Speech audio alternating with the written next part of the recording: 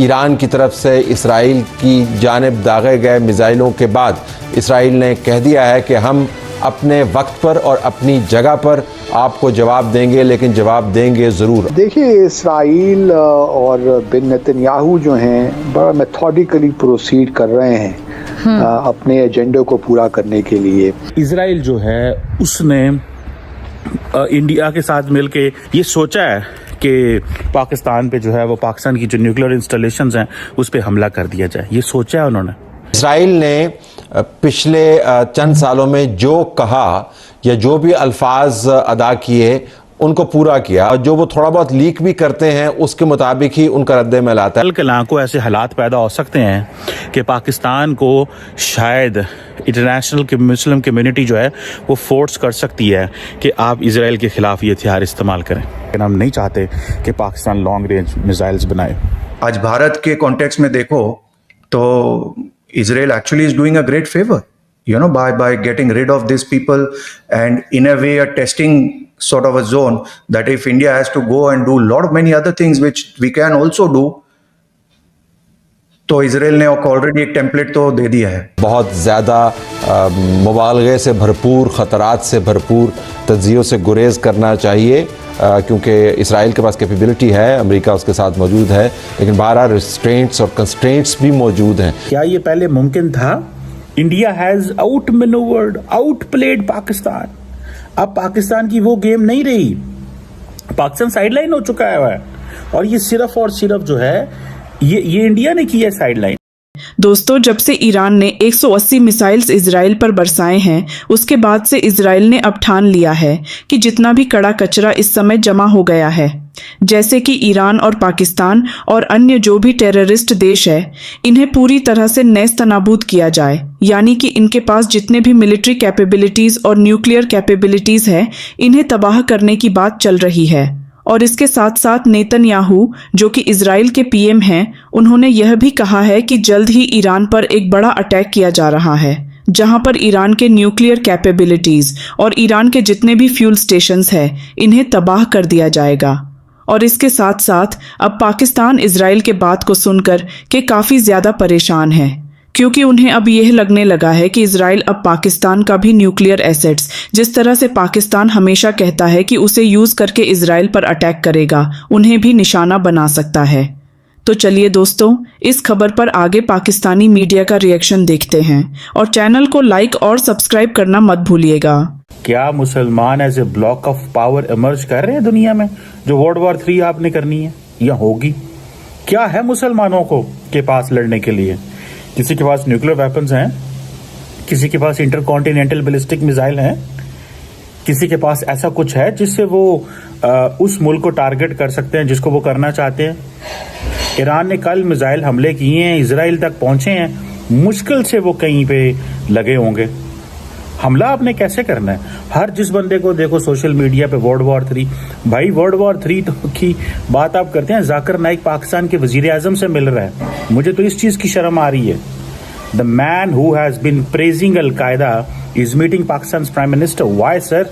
क्यों जाकिर नाइक में ऐसा क्या है? आप जरूर हो सकता है जाकिर नाइक को पसंद करते हो, लेकिन क्या पाकिस्तान की रियासत का ये स्टाइल है कि हम ऐसे लोगों को इनवाइट करते हैं, हम ऐसे लोगों को बुलाते हैं? अब मुझे बताएं कि वर्ल्ड वॉर 3 हो जाएगी। भाई वर्ल्ड वॉर क्या? अब हर दुनिया के अंदर एक ही रुझान है, वो जी पाकिस्तान के पास मिसाइल पावर है और पाकिस्तान को ये मिसाइल ईरान को दे देने चाहिए, फलस्तीन को दे देना। भाई क्यों दे देने चाहिए? भाई कैसे दे देने चाहिए? वो पाकिस्तान के दिफा के लिए है, ईरान के दिफा के लिए नहीं है, वो इराक के दिफा के लिए नहीं है, वो सऊदी अरब के दिफा के लिए नहीं है। हाँ, एक चीज मुझे कल को नजर आती है जिसको मैं थोड़ा सा समझता हूं, कल को दुनिया में कोई मुल्क मुसलमानों की होली प्लेसेस पे हमला करता है तो मुझे इस चीज पे कोई डाउट नहीं है मुझे इस चीज पे कि पाकिस्तान विल जंप इन। मैं कह सकता हूं, मुझे पता नहीं है, लेकिन अगर ये भी देखिए ना, हर मुल्क की एक डॉक्ट्रिन होती है, न्यूक्लियर डॉक्ट्रिन होती है, या हमने कब जंग लड़नी है, कैसे लड़नी है, क्या करना है। मुझे बताएं, आप चले जाए बैक इन 1939 में चले जाए जरा, 1940 में चले गए। किस चीज़ की जंग है? क्या आपने फाशिज्म को ख़त्म करना है? कौन है फाशिस्ट आज? कौन है आज फाशिस्ट? कौन ऐसा ग्रुप है? क्या यूनाइटेड नेशंस ने या यूएन सिक्योरिटी काउंसिल ने या जनरल असेंबली ने बहुत हद तक दुनिया के जो बिहेवियर है वो चेंज किए हैं? अब दुनिया जो है वो वैसे नहीं है जैसे पहले थी। अब आपको कहीं ना कहीं पे आंसरेबल होना पड़ता है कि यूएन जनरल असेंबली का इजलास हुआ है। आपको नहीं लगता कि इजराइल की पंजाबी में जड़ी कहते ने तोय लानत होई है? दुनिया ने बातें की हैं इजराइल को। क्यों बातें की हैं? Because they got a podium. और इजरायली प्राइम मिनिस्टर ने खड़े होकर नहीं कहा। ठीक है, आज मुसलमान दुनिया जो है उसने स्पेस दे दी है भारत को एज कंपेयर टू पाकिस्तान। आप मुझे ये बताएं, क्या ये पहले मुमकिन था? क्या ये पहले मुमकिन था? India has outmanoeuvred, outplayed Pakistan. अब पाकिस्तान की वो गेम नहीं रही। पाकिस्तान साइडलाइन हो चुका है।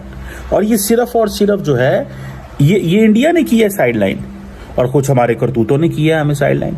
कैसे होगा? आज इंडिया और ईरान प्लान करते हैं कि हमने चाबहार पोर्ट को एक्टिव करना है ताकि जो ग्वादर पोर्ट है वो डिसफंक्शनल हो या स्लो डाउन हो जाए या काम ना हो। आप कह रहे हैं वर्ल्ड वॉर 3 हो जाए। ईरान का जो मामला है उन्होंने एक एक्शन तो लिया कल, लेकिन मेरा अपना ख्याल ये है कि एक मेजर्ड रिटेलिएशन थी। और इसमें जो खबरें आ रही हैं वो यही हैं कि ज़्यादा नुकसान नहीं हुआ। ये अप्रैल की तरह ही मामला हुआ। उस वक्त भी 300 मिसाइल ईरान ने दागे थे इसराइल पर, लेकिन उस वक्त भी कोई बहुत तबाही नहीं मचाई। ईरान नहीं मचा सका क्योंकि जो इसराइल का एयर डिफेंस सिस्टम है वो 3 लेयर्ड है, आप कह लीजिए मल्टी लेयर्ड है। उसमें आयरन डोम भी है, उसमें एरो सिस्टम भी है, उसमें डेविड स्लिंग सिस्टम भी है जो कि ड्रोन से लेकर बैलिस्टिक मिसाइल को इंटरसेप्ट कर सकता है।